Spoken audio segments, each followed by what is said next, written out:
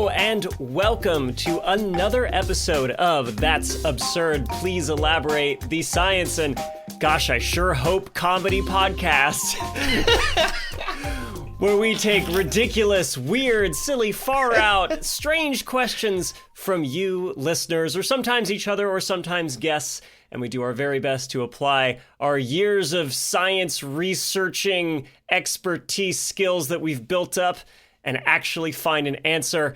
I am a host of the usual two, and I am Julian. We are going to get that someday. We're going to figure out. We're going to get it. When's it? I'm just surprised to learn that we have skills. Like, I didn't know we had skills. I guess skills, it's a strong word for what we have. Yeah, we have a skill, and that is we can talk to each other. We have ability, I guess? No one said it was good. We didn't say good skills. Just skills that exist. I have the ability to play a sport. Do I have the skill? Not necessarily. You know what I mean? Yeah, I get you. I'm Trace, the other of the two, I think, that Julian mentioned earlier, typically found on this podcast. I also talk about science once in a while, and hopefully sometimes are funny. Once in a while. That is the goal. And we have another two cracking questions from listeners this week. Teeing us off for the first one, Trace, what is your question? My question this week comes from Dartland, and his question is hypersleep ever a possibility? Ooh, sci-fi. Yeah, sci-fi. That's why I was like, as a big Trek nerd, I had to take this. When they say hypersleep, do they mean like being really active in your sleep? Like you're hyperactive? like a Berbiglia sleep. Where you're about to jump out of a motel window or something. Right, yeah. No, he does specify sci-fi. He says, another science fiction trope. In fact, the basis of the greatest cartoon of all time, Futurama. Strong and correct opinion. Yeah, exactly. Depends on the idea of having a living human being placed in some sort of quote-unquote cold storage and then revived later fully alive. Is this even possible? And if so, are we close? Why do you ask, Dartland? Like, are you looking to go to the year 3000? Like, I don't understand. Honestly, the way things are going sometimes, I'm like, I could tap out for about 1,000 years. I don't care if I wake up and owls are the worst, like, parasite that we have infesting our cities. And, that's the only thing I remember from Futurama off the top of my head is the owl infestation problem. But, if I wake up to a radically different future, sometimes I'm like, I'll roll the dice. Let's find out. Yeah, why not?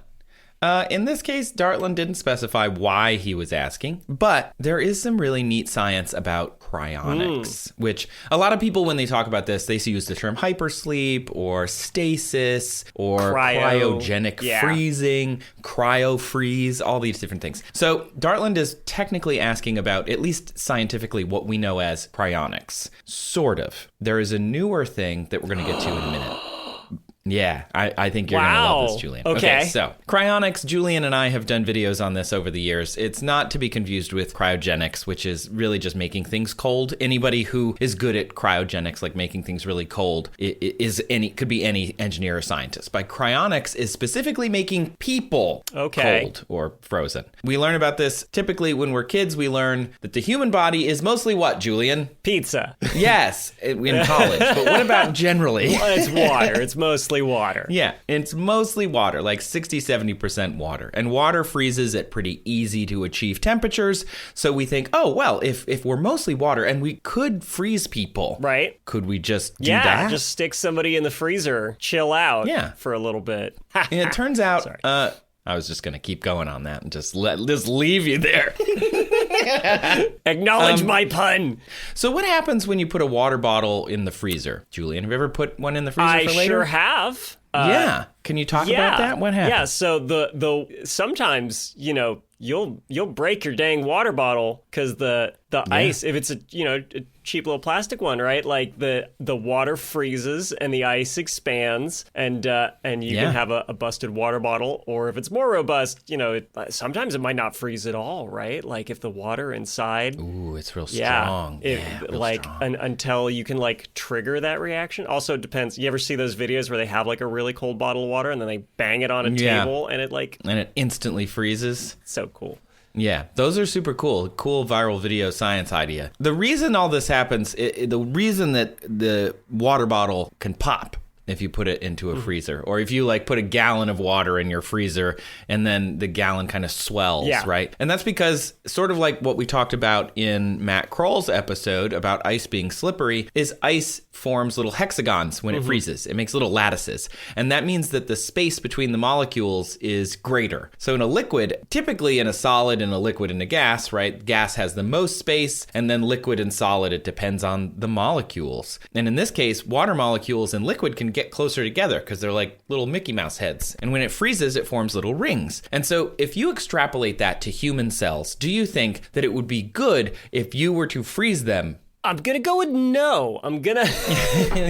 That's safe. I'm thinking of, do you remember when like Texas had that cold snap and all these houses that were built for like a very warm climate, so their pipes weren't like winterized? All these pipes were bursting in their houses and just flooding them. Yeah. I'm imagining something like that. It's very bad. Yeah, it's very bad. If you took a little skin cell on your arm and you froze it, and you did it really quickly, cool. But mostly we're talking about a slow freezing, and that means it balloons and the water creates these spiky little hexagons, and those spiky little crystals don't like being inside soft membranes.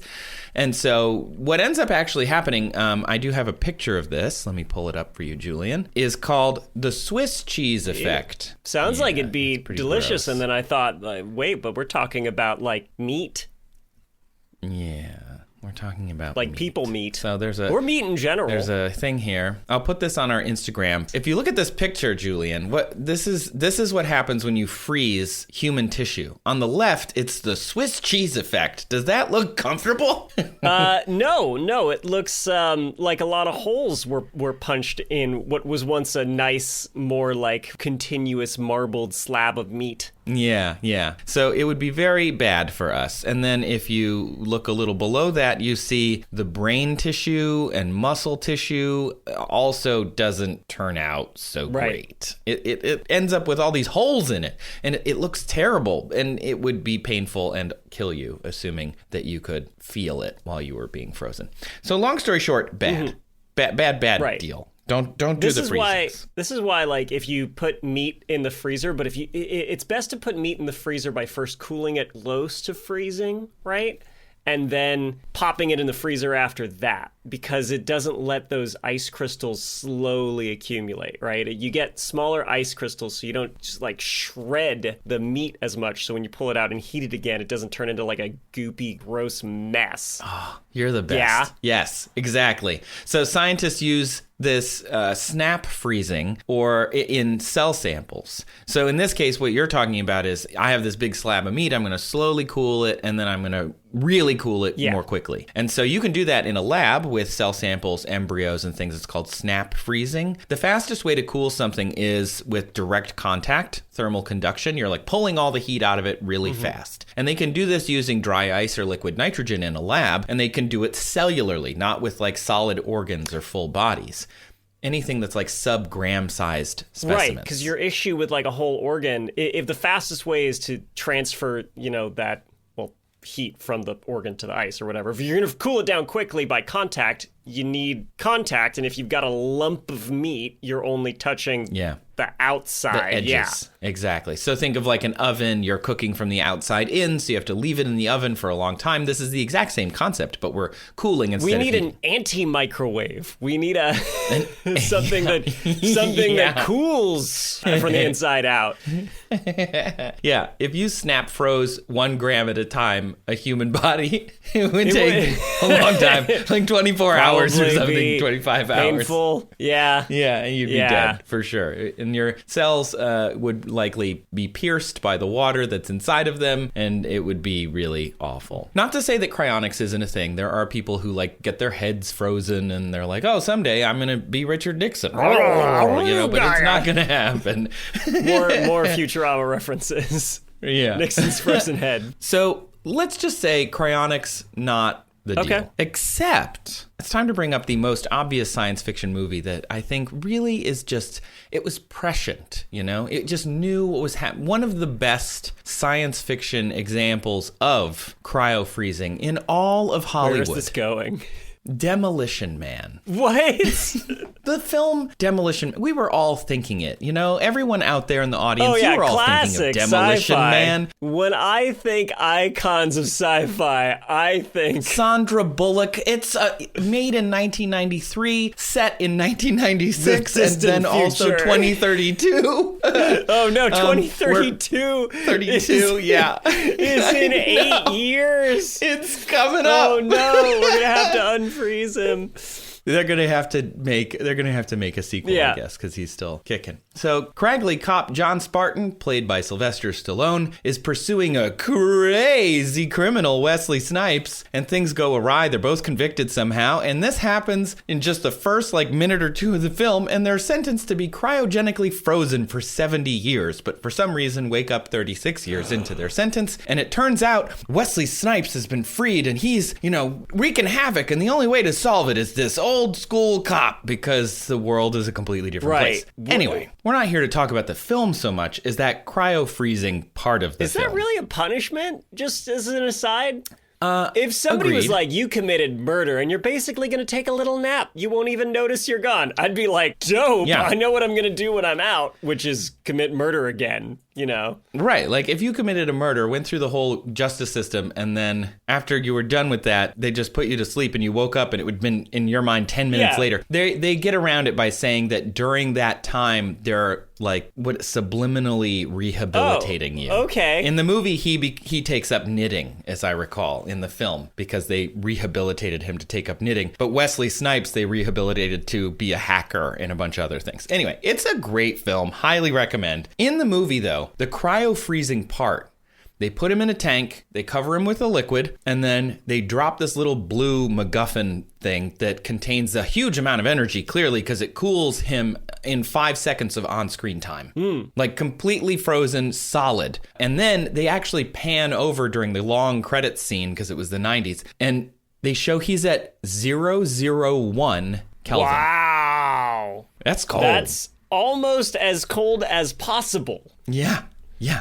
So the cool thing about this is, because we know that a human body is about a certain temperature and a human body is about a certain size, in case you're wondering, Sylvester Stallone is about 5'10", and at his largest was about 200 pounds. There's no way. But yeah, he's probably shorter than that. Doesn't matter. Anyway, we can do the math and figure out exactly how fast and how much energy it took to freeze Sylvester Stallone in about 5 seconds. Okay. Yeah. So it's heat transferred equals specific heat capacity times mass, and then temperature 1 minus temperature 2, or the delta. Right. So you've got 310.2 Kelvin. That's body temperature. And then we've got an isobaric heat capacity of flesh is about 3.5 joules per gram Kelvin difference. Okay. So 3.5 J over GK. And then we've got 3.5 joules of energy. That basically means that's how much it's going to cost in energy to change 1 gram of human body tissue by a Kelvin. One Kelvin temperature. Okay, yeah. So Stallone, again, is about 5'10" in Patriot lengths, or 178 centimeters, approximately 90 kilograms, which equals 20 bald eagles, or 400 double quarter pounders. So we're looking at about 90,000 grams. Who said this show isn't accessible to an American audience? I don't.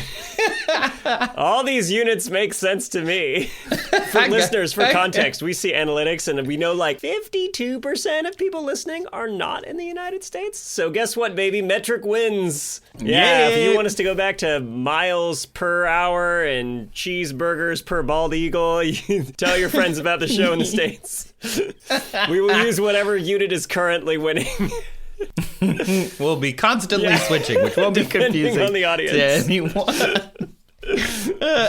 So anyway, this all works out to a negative 116 megajoules. Okay, this is a very, very, very endothermic reaction. It sucks a ton of heat out of this environment very quickly. In 5 seconds. Yeah, it's 97,000 BTUs in change, or about 28 kilograms of TNT worth of energy. Wow. So a good amount of energy. Not a ridiculous amount, not like nuclear amounts, but a good amount. 1 joule of power is needed for a 1 watt device for 1 second. How many BTUs was it? 97,000. 1,000. What's a typical air conditioning like BTU rating? Do you know? It's in the thousands. So like it would take, to cool a room could take an hour, and it's removing thousands of BTUs. Again, this is like 5 seconds, so it's pretty quick. If you think about it like a cell phone charger of 15 watts every second, this is going to take 116 million joules. Yeah.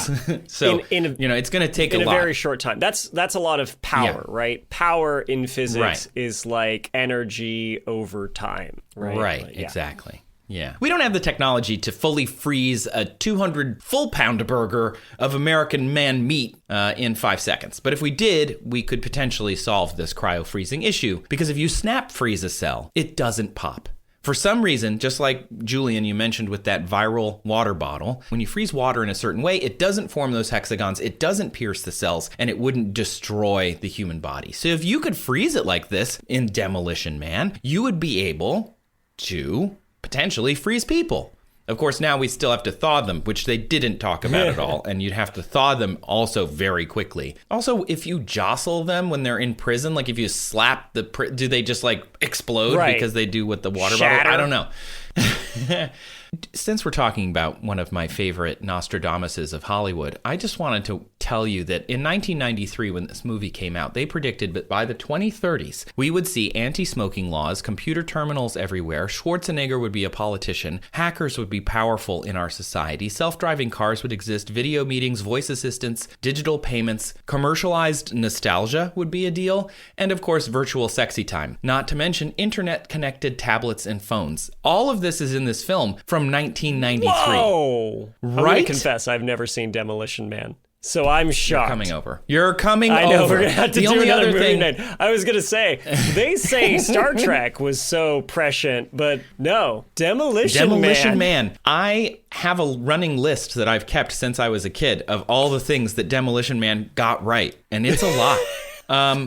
The only thing they didn't get right is there's this thing in the movie called the 3 seashells, which is how you go to the bathroom, and that hasn't happened yet. Yeah, we have eight more years. Yeah, we still have 8 years. They also give you tickets as things happen. So, like, if you're driving and you speed, a ticket, like, happens. And I'm like, oh, we're not that far from that. And then, of course, there's a quote in the film, the Taco Bell was the only restaurant to survive the franchise wars. But they don't explain what the franchise wars are. But I do think that could happen. Like, if you think about the meatless movement in restaurants, if you replaced all of Taco Bell with meatless meat and didn't tell anyone, would you even know? Probably not. Exactly. Right. Taco Bell could win the franchise wars. As someone married to a vegetarian, Taco Bell's surprisingly easy for vegetarians. So, like if we transfer to a meatless society, because of climate change, because of some dystopian, horrible future, right? Like I could see that also triggering the franchise wars and Taco Bell being kind of in a good position then. In 1993, like all fast food was like burgers and meat and stuff. So of course Taco Bell could win the franchise wars. You swap out all that plant meat, Taco Bell wins. Out of universe, of course, like outside of the Demolition Man universe, the Demoverse, the Taco Bell just gave the filmmakers a bunch of money and they were the winners. So they won the franchise bidding war for sponsorship rights. Yeah. So this is the technology we have now. So to expand it past that, what do you think of when you think of something like stasis outside of freezing? Is there another thing that we could pull from in nature potentially that has to do with, laying around for long periods of time? I feel like I'm being slow walked to hibernation. Thank you. Yeah. That's correct. Hibernation is the exact thing I was trying to get. Okay, good. We got there. So hibernation is not sleep, but it's common amongst a lot of different animals. Common misconception is that it is sleep, but they're not. Like bears aren't in a cave sleeping for months. They're hibernating, which is a low level of activity, a lower heart rate, a lower body temperature, shallower breathing. It does look like sleep, but it's not the same thing. So during hibernation, also known as torpor, which is a different version for different animals, they don't eat, they don't drink, they rarely urinate, they don't poop, or they almost never do. And it looks a lot like sleep, like I said. But in the brain, during sleep, it's very active. There's lots of things happening, and they're going through these sleep cycles every 90 minutes. Right. In hibernation or torpor, it's way less activity. I guess that makes sense because the brain is a big energy suck.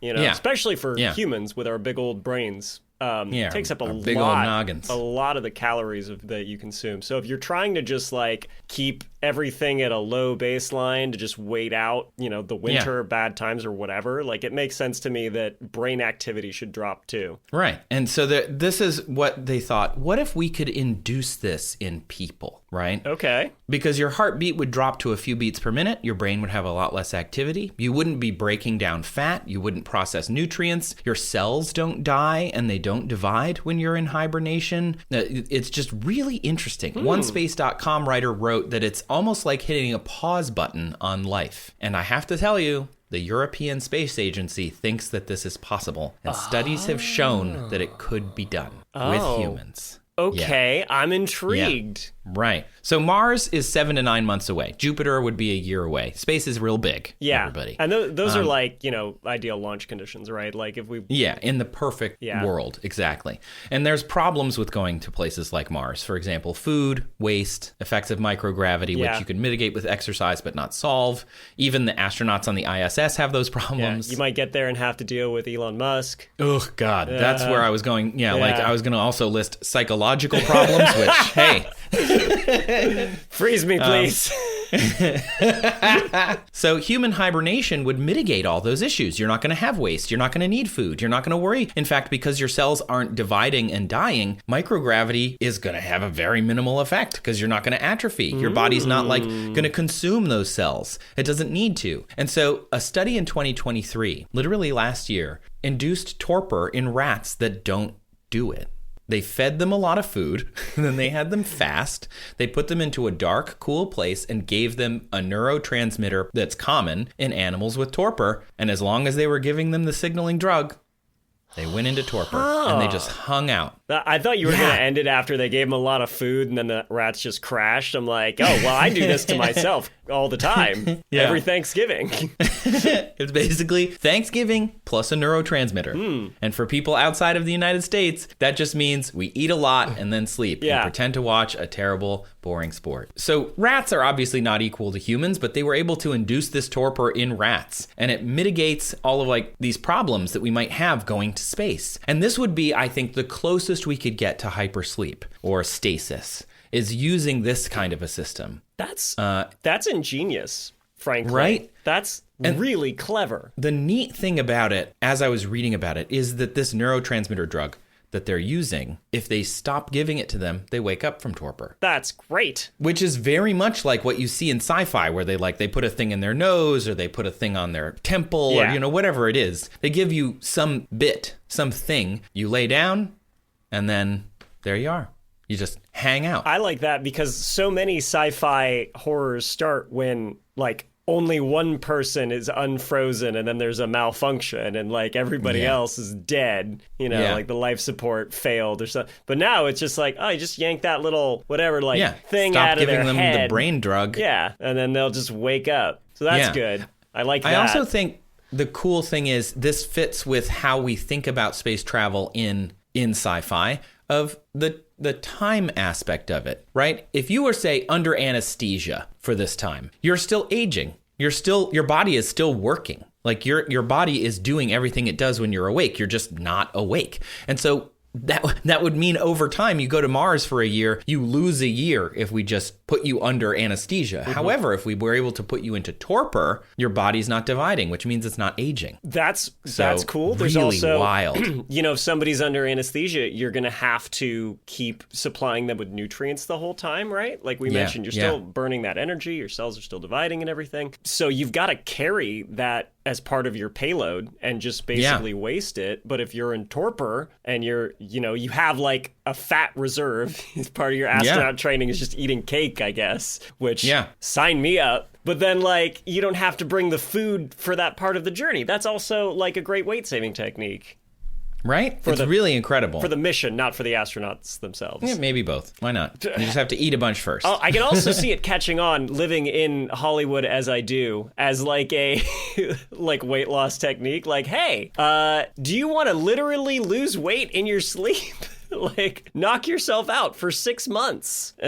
I mean, yeah, why not? That's actually something they think they can do for this. Not so much with torpor, but with, if you could figure out anesthesia, I guess. But like with torpor in medicine, they think they could use it to stop cancer cells dividing. Oh. So they could put you in torpor while the cancer doesn't progress while they treat you. They could put a whole organ into torpor before a transplant so it doesn't degrade. So I take it out of you, Julian, on the black market. I stick it into torpor, and now I can hold on to it until someone needs it, as opposed to having to like run right from you to somebody else. Like all of that could be kind of mitigated with this. It's not just space travel. It's really just, it's super interesting. Question for you, and if, your research didn't explain this, because I bet it's really technical, no worries, but how would you, if torpor is induced by like a neurotransmitter, how would you have an organ that isn't the brain in I don't know. torpor? This is something that they wrote about as an option, so maybe they still are working it out. But they know that, if maybe they can figure out what the brain is telling the organ, right? Like right now, you're just going right to the source, and maybe they need to go down to the organ level and be like, okay, well, the brain is sending this hormone or this transmitter to this organ to get it to do this. So we just bathe that organ in this synthetic version of that. But I'm totally,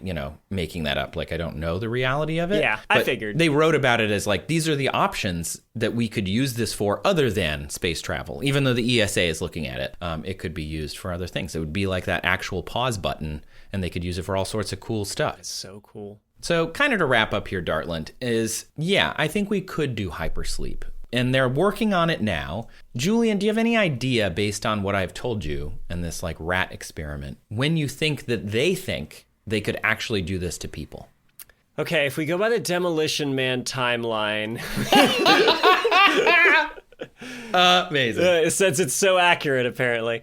Actually, yeah, sure, why not? If Demolition Man took place 3 years in the future of when the movie came out, let's say 3 years from now, I don't know. Wow. I mean, you're not that far off. By Price is Right rules, you're still in the ballpark here. You're not close without going over. So they think they could do this by the 2030s. So in the next decade, we will be able to, they think, put people into what I'm going to call stasis, because torpor sounds really sad. But you could put them into stasis, hit that pause button, and let them go to another star, help us find cures for their diseases, and all sorts of other interesting things. So cool. Yeah. I just want to point out, this could also be a really interesting altered carbon, like get rich quick scheme. Like, think about it. You sell all your stuff, you invest all your money into an index fund, and then you pay somebody to put you in stasis for years. Right. If you invested $100,000 just into the S&P and, the world didn't end. Right. 100 years from now, you'd have $130 million. Yeah. I can see people who, want to make a lot of money and don't care that when they wake up, everybody they know and loved is dead doing that. Yeah. I get, and selling it on, like me getting added to a WhatsApp group, like promoting this. Welcome to Stasis Crypto Bros. To the moon, 24. literally.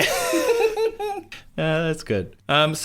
You could do something like that if you don't care that everybody's dead. Okay, but since we're talking about Demolition Man, before I really do wrap, how come only 2 people are woken up from this prison ever? They never. The implication is that Sylvester Stallone's character woke up and is from the past, but he's like an oddity, and everybody's like, you don't know all this stuff, and I'm like. Were there only 2 prisoners ever frozen? Yeah. No, we see all these other prisoners, lots and lots of them. Did they all have none of them woken up yet? Is he the first person to ever wake up from this prison? That is a huge plot hole that does not make any sense. Wait, you said Stallone was the cop? He's the cop. Why? Wesley Snipes is the Why was criminal. the cop also frozen? Oh, don't ask. Okay. There were some people that died, and he got convicted of the same, okay. And now to clear his name, although apparently when he's unthawed, nobody gives a crap because nobody even knows who he is. Yeah, no, see, he's unthawed to help catch the criminal, who is also unthawed. Right. And they need old school tactics to get him because all their new school tactics are too gentle. Right, and work. Books don't exist he needs to go or blow anything. stuff up. It's really it's a dumb movie. We have no idea how anything in the past was done. We just that information is inaccessible to us. We can't do any of those things. We have to unfreeze a convicted murderer or something. Well, go watch the movie. 90s action movie logic can't be beat. Well, Trace, that was actually fascinating. I think that was an ingenious plan from Issa. I'm kind of like excited to see if it works out. I kind of want to freeze myself until it's a thing. Yes, paradoxically. You'd have to just don't get slapped like a water bottle and then or you dropped. just explode or dropped. And thanks to Dartland for the question. It was really fun to look into. Let's take a quick break, and then Julian, you can tell me what you researched for this one. Julian, give me your best dinosaur roar. Oh, God, an asteroid! It's horrible! Wow, that was not where I expected that to go. We're popping in before the show to tell you about I Know Dino. It's a dinosaur podcast. You know, we think of those dinosaurs being this thing that's been dead for tens of millions of years. Even so, studying dinosaurs can still teach us stuff that is relevant to the world today. Yeah, like climate models to help us understand global warming. Migration patterns of dinosaur lineages, they tell us about Earth's changing continents. We can also study dinosaur diets, what plants lived then, and maybe what animals and how they interact. And, this is super cool, many dinosaur injuries, paleopathologies, they're the first known occurrences of diseases. And they talk about all this kind of stuff on I Know Dino. It comes out every week with new dinosaur stories that you're not going to hear anywhere else. Like, I hadn't heard of a lot of these, which is pretty cool. You can find I Know Dino on Apple Podcasts, Spotify, wherever podcasts are. And if you found us, you can probably find them. Go check them out. Welcome back to That's Absurd. Please elaborate. And I'm still thinking about Demolition Man. I don't know what you're thinking about. I think I might have something that can still pull your focus from Demolition Man. Okay. My question comes from Ricky. And Ricky asks, how hard would I have to fart to lift off the ground? Ricky. I just want to say, listen, I try, whenever I read people's names, you know, everybody's got, like, sometimes we see names from, like, people from different cultures, you know, and I don't want to comment or anything, or I never want to make fun of somebody's name. I do feel, however, that if this question were asked by anybody, it would be asked by a Ricky. Does that make sense? It doesn't, but This is a question. Like, I can't see somebody named, like, Isaac asking this, right? It's gotta be Ricky. But my cousin Ricky would definitely ask this question. Yo, Julian, I got this question. Julian, what's up? Hey, Ricky here. Hey, Ricky, good to see you again. Yo, how hard would I have to fart? This is just You're right. This is just a very Ricky question, and I can't explain it better than that. I love it. I don't know why, but Well, thank you, Ricky, for asking it. Yeah. I do. Ricky goes on. He says, using farts as thrust, like a rocket, how much gas and how fast would it have to leave your body in order to lift yourself 1 inch off the ground? Assume I weighed 200 pounds. Wow. Again. Did he just write you a story problem? Actually, what I love, a little word problem. A little word problem. I love that Ricky was thoughtful enough to include several important variables that I otherwise was going to have to just assume or make up or look up. Ricky, kudos. Thank you for that, because it did make some of this easier, and this did involve math. So. Such a mathy episode. I'm into it. It's quite mathy. So let's talk about, you know, how rockets work, how jet engines work. And to understand that, we have to understand Newton's third law. Do you remember Newton's third law? That if you eat 3 of them, then they're fruit and cake, not cookies. If you eat 3, your mouth will be incredibly dry. And they're delicious. I don't know. Not a fan of Fig Newtons. Not a fan. Oh, too bad. Yeah. Big fan of Isaac Newton, though. And Isaac Newton's third law is for every action, there's an equal and opposite reaction, right? I think you've just debunked your own, would Isaac ask this? Because I feel like Isaac Newton would think of that. Be like, Do you think Isaac was writing in his Principia Mathematica back when he was figuring out calculus, like doing the equation on like fart math be like, in his spare passing time? gas. What would the thrust require? Yeah, after eating the apples that fell from the tree and getting a little gassy from all the fruit sugars. Yeah, he had that brainwave. So Newton's third law is for every action, there's an equal and opposite reaction. I think that's often misunderstood by people. And the way that I think kind of makes it more clear to think about is like when you push on something with a certain amount of force, that thing pushes back on you, right?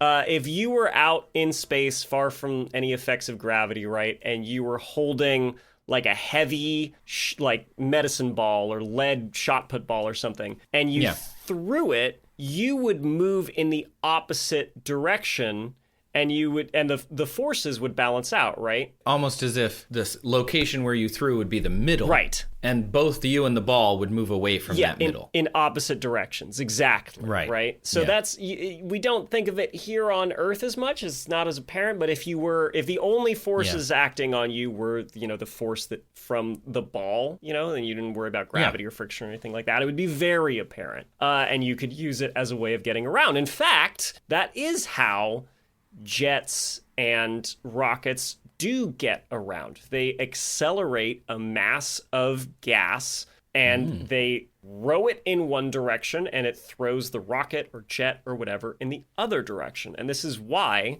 jet engines, rocket engines, they're rated in pounds of thrust. Pounds, by the way, we think of pounds as weight, but pounds is really force. It's mass times acceleration. In non-freedom units, it's newtons, right? Newtons of force. So when you look at, jet engine ratings, like they have pounds of thrust ratings, right? Like 100,000 pounds of thrust or something like that. And that, is from the force of the gas being pushed in one direction, it pushes the jet or the rocket in the other direction. Is that all making sense so far? It makes sense to me. Okay, great. So Ricky's onto something here, is that you need to accelerate a mass in one direction and you can move in another direction, but it does mean that you have to accelerate, in our case, a gas really fast, right? Airplanes or rockets, they're massive. Yeah. The gas... Literally. Yes. They have a lot of mass. The gas that they're propelling is not very massive. So in order to make up for that, you need to go to the other part of that equation for force. You need to accelerate it a lot, right? And a lot of the time, it's like in a rocket, it's from combusting that gas, right? Because when you mix it with fuel and ignite it, it expands very quickly, and then you direct it out the back of the rocket. You'd be amazed, though, how much jet power, especially like a commercial jet, comes just from moving air. Not necessarily from mixing it and exploding it. Yeah. Modern jetliners use what are called high bypass engines, and basically there's a big fan stuck on the front of it, and 70 to 80% of the thrust comes from that fan just pushing air backwards. Just a giant Dyson fan, basically. Yeah. And then the other 20% is from expanding exhaust gases. So with our farts, let's assume that we're not going to ignite them because, like a rocket, it would have to be, ignited somewhere where you could then direct it, which would probably be in your rectum, right? Like if you're lighting it after it comes out, that doesn't get you any useful expansion because it's just expanding equally in all directions. If we were to use expanding gases that we could direct, you'd want to do it inside you. And that is not advisable. Deep inside of you. The soft, squishy parts of your colon and rectum, they're not really made like a rocket nozzle to direct violently expanding gases in a certain direction. So let's assume that we're just going to be like a high bypass airplane engine and use just moving the gas alone just by accelerating it. My sphincter is not going to do that. Yeah. So... how fast, then, just would the fart gas itself have to exit? Be moving. A stage left. Yeah. Stage down. Stage down. Exactly. So here's where I had to do a little bit of research on farts. And I had to basically figure out, like, what farts are made of, because I need to know the mass of a typical fart. Julian, the fart investigator. I've filled up pages of a notebook, and it's all titled, like, fart math. If anybody finds it years from now, I'm going to look insane. Okay, I went around the internet, and everybody cites some different numbers and different fun facts. I did find a 1991 study that was examining basically how, like, diets a normal diet versus a low fiber diet, how these different diets affected the amount of flatulence.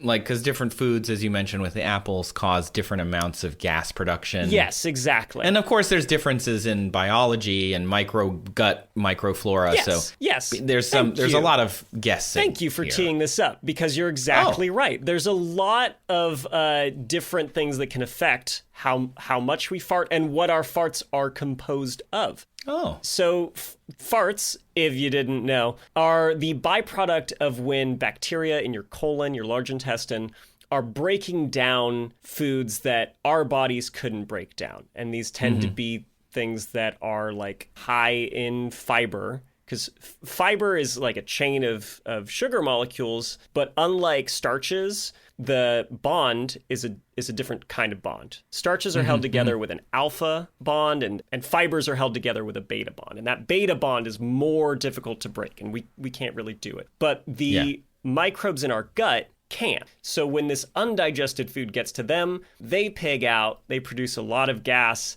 as a byproduct, and then, we can turn around and use some of their waste products to break down cool. for more energy and some sugars I didn't know that they That's free neat. up. Yeah. Thanks. Thanks. Gut microflora. Gut microflora. Exactly. So if you eat foods that are higher in these fibers, or particularly raffinose is glucose, fructose, and lactose, and it's got a beta bond in it, and it's common in things like cabbage. And these microbes that does it for me, go for to sure. town. Yeah. If you're trying to propel yourself with farts, definitely cabbage load. Yeah, cabbage load. Switch to an all cabbage diet, right? Oh, it'd be so uncomfortable. Yeah, for everybody. So, and like you mentioned, the composition of our farts can be different. Trace, true or false? When you fart, part of that fart is methane. I mean, I assume it is. Yeah, I would say true. In all likelihood, false. What? A minority of people have farts with methane in it. Like, what? Yeah, maybe about 30% of people. So I might not be farting methane? You probably don't all fart of methane. the jokes I've told. Oh, I know. I'm so sorry. You can call up all those people and apologize later. I have to now. I have to go through my Rolodex. By the for way, young people, that's a set of cards attached to a tumbler. Methane is odorless, is another common misconception. Oh, yeah. It's not responsible for the fart smell. A lot of people think that methane has a smell, and that's because like gas companies add an odorant to natural gas, which is just methane. So if you have a gas leak, you can smell it. If they didn't add that, you wouldn't be able to tell if you had a gas leak just from smell alone. So it would be really dangerous. Yeah, I'm glad they add it. Yes. But I think it's caused this conflation where people think, oh, natural gas, methane, natural gas smells, therefore when I fart, it's from the methane. It's not. The stinky rotten egg smell in farts, that's from hydrogen sulfate. So that's usually a byproduct of eating like meats, just sulfur and hydrogen combining, and then you get hydrogen sulfate. But not sulfur. methane. What is with sulfur? Poor stinky sulfur. Always in all the things that smell. Yeah. Poor sulfur. Yeah, but we need it for It's such a lovely yellow and color. Sulfide bridges are important in how your proteins fold. Anyway, so I found a study from 1991, and they had 10, quote, normal volunteers, although I'm sure they mean like there wasn't anything peculiar about them, but to volunteer for this study, I don't think you'd be normal, because these volunteers had a tube in their rectum for 24 hours, and they just collected all the farts from these people over the course of a day. They had a rectum tube? They had a tube coming out of their butt. Two of them to ensure that the tube was properly sealed and no gas was escaping. They even sat in a bathtub for an hour to make sure no bubbles were coming out. They were like a butt Jetsons. Yeah. So they had like a bag on the other end of this tube, and they would swap out the bag like every half hour, every couple of hours, and they would collect and measure the volume of gas. And these people would make notes of like how often they farted, and so with all this, they were able to, kind of average out how much people farted, how many times a day, that sort of thing, and what the composition was. Do you think there was somebody who, they went through the experiment, they got their butt Jetson tube, they were all ready and they were farting away, and then somebody dropped the bag filled with farts. And they're like, well, I'm sorry, all this data is ruined now. We're going to have you and back you have to spell this fart. next week. Yeah, I totally believe that could happen. That's awful. Right. So the data from this study is as follows. During the day, so, while they were awake, up and about, the average amount that people would fart would be about eight toots.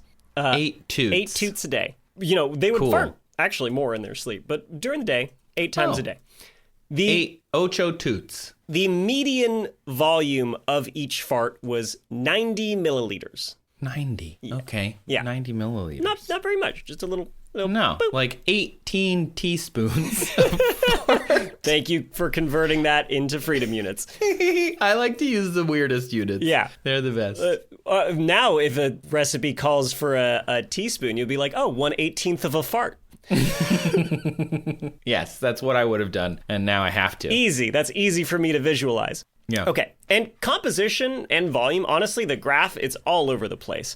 Oh. So it varies a ton from person to person, but typically, do you want to guess what the most common gas was? About 50% of a fart. You want to know what it's made up of? I mean, I'm going to guess nitrogen. Oh, you're close. Nitrogen's a third. Oh, okay. Typically. Just because there's a lot of nitrogen in the atmosphere, Yes. so I assume there's a lot of it from us too. But Yes. Other than that, I don't know. I mean, the carbon dioxide? Carbon dioxide is third most, about 10% of the fart volume. Okay, well, hit me. What So is it? the most abundant gas in farts is hydrogen gas, just H2. What? Yeah, and that's a natural part of that bacterial process that's breaking down those starches. No wonder it lights on fire in all the videos. Yeah! It's hydrogen. Especially, right, if only a few people make methane. We know methane's flammable, right? But nitrogen, not under normal temperatures and pressures from like a cigarette lighter. CO2, no. So why does it light? Hydrogen. Super flammable. Very flammable. Hydrogen gas. That's right. Wow. So yeah, that's about 50% of the fart. And then, like you guessed, nitrogen, about a third, CO2, 10%. And then the rest, other various gases, right? Yeah. Okay. Yeah. Trace elements. Ha! Hey, that's the name of the production company of the show. Thanks. Thanks. I shouted out myself. Woohoo! Okay. So, with all this data, I can now figure out the typical mass of a fart. Oh. Yes. Yeah, because you have 90 milliliters, and then you have the different elements that are involved. Right. So you should be able to... I did have to make some assumptions about pressure and temperature. I assume when they actually measure the volume, it's cooled down to room temperature. And pressure, I don't know. I basically said 1 atmosphere. I figured maybe it's in equilibrium with the atmosphere. If it were less than 1 atmosphere coming out of you, that'd be weird. And if it were more, it would fall. But it would immediately dissipate. I don't know. That's weird. Anyway, interesting. These are assumptions I made just to be transparent about the math. Okay, so I took all that, and then I also figured out, the molar mass of a fart based on these gas compositions, right? Wow. Yeah. I know, I had to do a lot of math for this one, Ricky. That's a lot of Ricky, math. I hope you appreciate it. Okay. Ricky appreciates So it. CO2 has a molar mass of 44 grams per mole, nitrogen 28 grams per mole, hydrogen has a molar mass of just 2 grams per mole. And the fact that it's very light as a gas and that it's the biggest part of our farts, that's bad news for our fart rocket. Our fart rocket? Right. It would Our be frocket? It would be nice if we had more heavy gases, but no, we don't. Hydrogen. Right? That's unfortunate. But if you add up these molar masses in the appropriate ratio, you get a molar mass of a fart of about 15.76 grams per mole. I then used the ideal gas law to try and figure out how many grams per, fart, basically. Yeah. Now that you know basically now that you know the mass of all of the different things in the fart, now you can figure out based on the volume of the fart, roughly. Pressure and temperature, yeah. And pressure, temperature, yeah, exactly. Okay, wow, this is a lot of math. It is.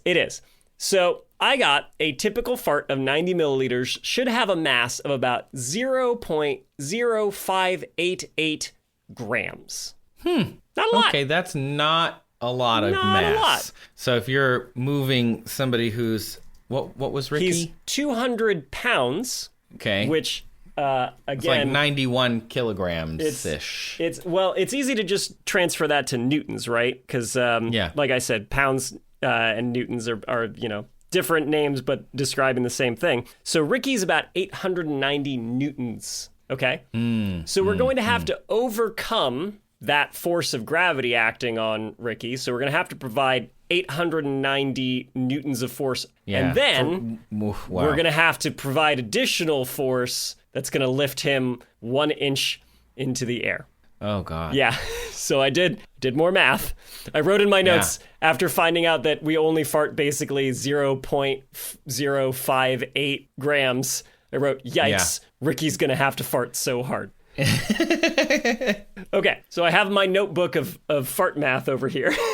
Okay, we've got our fart math notebook. He wants to go up 1 inch or 2.54 centimeters. I'm going to assume this fart lasts 1 second. That's just to simplify some math, right? But I think that's like a reasonable, it's kind of a drawn out fart. Yeah. Just like a quicken. Yeah. Hold on. Kyle could do this very precisely. Kyle, can you insert a fart that lasts exactly 1 second? Great. Thank you, Kyle. That's awful. So now we all have a sense we know exactly of how long one Man, this is a classy show. is going to take. Okay. So if he's going to travel a distance of 1 inch, that means he's going to have to accelerate 0.05 meters per second squared upward. Okay, yeah. Oh, my God.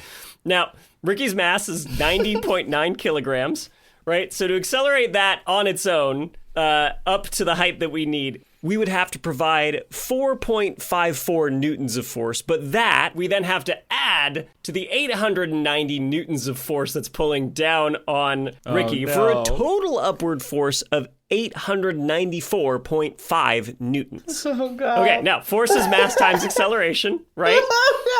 Newton's third law, equal and opposite, right? So I need to get that much force using just the mass of the fart that I previously deduced. 0.05 and change grams. Not kilograms. That's so small. Grams. Okay. Oh, God. Sorry, I had to cover my face. That was awful. Rearrange F equals ma to give me just acceleration. I divide 894.5 newtons by 5.9 times 10 to the negative 5 kilograms, and I get an acceleration of... It's such a ridiculous number. It is so good. 15,161,016.9 meters per second squared. Oh, my God. Now I'm going to be really generous and assume... Please put that in perspective. Oh, my God. Okay, I'll put that in perspective. So you would basically have to have an exit velocity, right? Because you're accelerating this gas for 1 second. The exit velocity of this gas would have to be 15 million meters per second. This is a superpower. To put that in perspective, the exit velocity of the gas of the Saturn V first stage, the rocket that sent astronauts to the moon, was 2,400 meters per second. According to ye old Wikipedia, basically like the top speed that you can get from a rocket fuel, like the exit velocity of the gas, is about 4,500 meters per second. Wow. So you're going thousands of times faster with your exit velocity just with your rectum, right? Like a typical fart goes about 10.9 kilometers per hour. Yeah. Its exit speed. This, if I convert meters per second to kilometers per hour, it's 54 million kilometers per hour. So you'd have to fart literally 5 million times harder, Ricky, to lift yourself off the ground 1 inch. It's just mind-boggling. It's just not doable. I don't care if you save up all your farts all day so you have like more mass, but still, and so you don't have to accelerate it to as high a velocity. I don't care how much cabbage you eat. It's never going to happen. Yeah. It's even if you had like an iron rectum, which my nickname in high school. But like, and it was like properly a rocket nozzle shape to like accelerate like the gas, the expanding gas on its way out. It's totally undoable with this tiny amount of mass provided by human farts. But I love the question anyway. Yeah. You'd like shred your pants. This would be serious stuff. Yeah. You'd blow the pants right off. You would easily blow your pants off. Oh my gosh. Wow. Yeah, you would be in dire straits. Yeah. For sure. Yeah. And it would happen so fast you wouldn't even really know what happened. Julian. Can you imagine somebody just lifting off the ground for a second? And their pants are gone. The ground is on fire. Everyone's deaf. Ricky! Ricky! Ricky, I told you not to eat that much cabbage! What did you do? You know what? Now I get why you think a guy named Ricky would do this, because... Come on. Definitely. Come on. Yeah. Thanks, Ricky. That was amazing. Thank you, Ricky. Wow. Oh my gosh. I need to like come down from that. Gosh, that was incredible. Amazing. Incredible. Man. Okay. Well, with that, thanks for listening to this episode of That's Absurd. Please elaborate. This show is created, written, and produced by me, Julian Huguet. And me, Trace Dominguez. And produced and edited by the wonderful, and as far as we know, not flatulent, Kyle Sisk. Have you ever heard it? Because I haven't. I've never heard it. Haven't heard it. Special thanks to those listeners who submitted questions featured in this episode. Ricky, of course. I think we'll all remember Ricky forever. And Dartland. If you'd like to submit a question, look for the form down in the show notes. You can go to our website, that'sabsurdshow.com/ask to submit a question, or you can just email us or send it to us directly using social media. We will put that question into our rotation, and we could not do this show without your questions. So thank you all of you for sending them in. We are getting them on Spotify. We're getting them on emails. We're getting them everywhere. Really, really appreciate it. We're so excited to tackle all of these. And finally, a special thanks to those listening on Nebula. Nebula listeners get access to ad-free versions of episodes and can even support us and other excellent independent creators. To join Nebula, visit go.nebula.tv/that'sabsurdshow. And remember, one small toot for man, 1 inch lift for Ricky. Oh, it would have been easier on the moon. I could have figured that out.